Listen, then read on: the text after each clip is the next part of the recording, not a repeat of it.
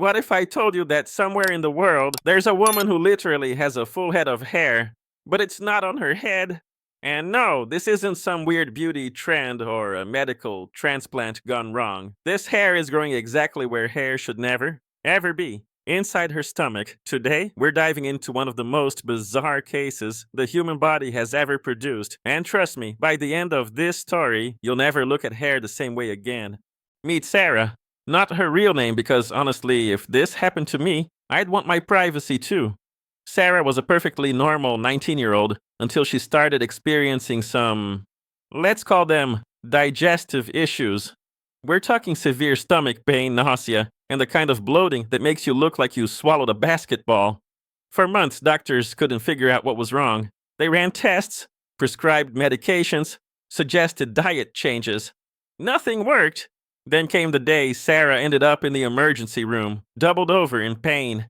The doctors decided to take a closer look inside her stomach, and what they found was, well, imagine opening a drain and finding enough hair to make a wig. But here's the kicker. This wasn't just any hair. This was Sarah's own hair. Perfectly formed, still maintaining its natural color and texture. It was like her stomach had decided to become a part-time hair salon. Except it forgot the part about, being attached to a scalp. Now, before you start checking your own stomach for unexpected hair growth, let me explain what actually happened here. Sarah suffered from a condition called trichotillomania, basically an irresistible urge to pull out her own hair. But the plot twist? She also had trichagea, which means she was eating the hair she pulled out. I know, it sounds absolutely disgusting, but it's more common than you'd think. It's often a coping mechanism for stress or anxiety. Here's where it gets scientifically fascinating. Human hair is made of keratin, the same protein in your nails. Our stomachs are pretty good at breaking down most things we eat, but keratin? Not so much. It's like trying to digest your fingernails. Spoiler alert, that doesn't work either. So, over time, all this hair Sarah was swallowing started accumulating in her stomach, forming what doctors call a trichobezoar. Basically, a hairball, but not like the ones your cat coughs up. We're talking about a massive, solid mass of hair that can weigh several pounds. When surgeons finally opened Sarah up, they found something that looked like it belonged in a horror movie. Picture this, a perfectly formed ball of hair, about the size of a small watermelon, just sitting in her stomach like it owned the place.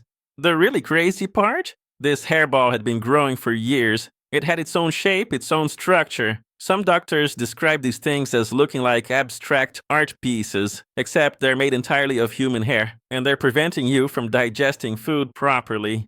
The hairball, let's call him Herbert, because why not, had gotten so big that it was blocking Sarah's stomach from functioning normally. Herbert wasn't just freeloading, he was actively making Sarah's life miserable. The good news is that Sarah's story has a happy ending. Surgeons successfully removed Herbert the hairball, and Sarah got the psychological help she needed for her trichotillomania. She's now living a normal, hairball-free life. But here's what blows my mind about the human body. We can literally grow hair inside our stomachs if we put our minds to it. Okay, that's not exactly how it works, but still, the human body's ability to adapt to absolutely bizarre circumstances never fails to amaze me. The next time you're having a bad hair day, just remember Sarah's story. At least your hair problems are external, right? And hey, if you found this story as weirdly fascinating as I do, there are plenty more bizarre human body stories where this came from.